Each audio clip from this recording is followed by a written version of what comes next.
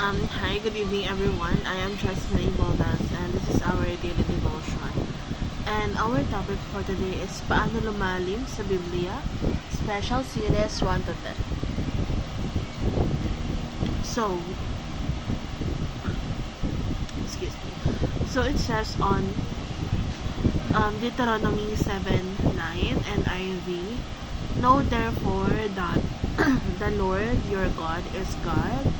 He is faithful God, keeping His covenant of love to 1,000 generations of those who love Him and keep His commandments. So, the Lord is really generous and really a loving God, and also never fails. And tinutupad niya kung ano yung ipinangako niya while He is still living here in earth. And we need to know that the term covenant helps us understand the entire Bible. So, ano bang kailangan natin gawin to understand it?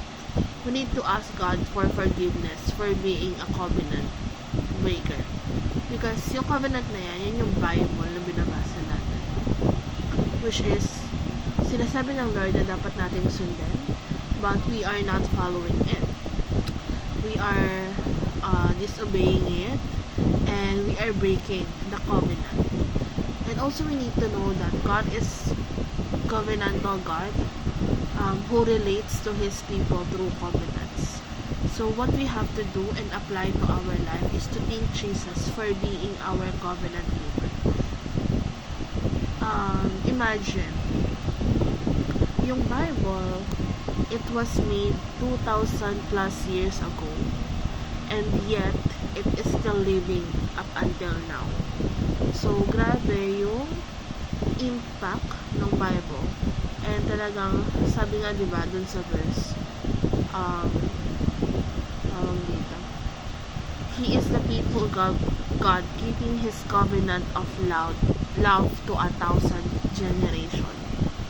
So, 2,000 plus years na. We do not know kung ilan pa yung 1,000 generations na paparating. But we are so blessed na in this time, in this generation, we are experiencing that covenant. We need to know that God's covenant community has an obligation to be faithful to Him.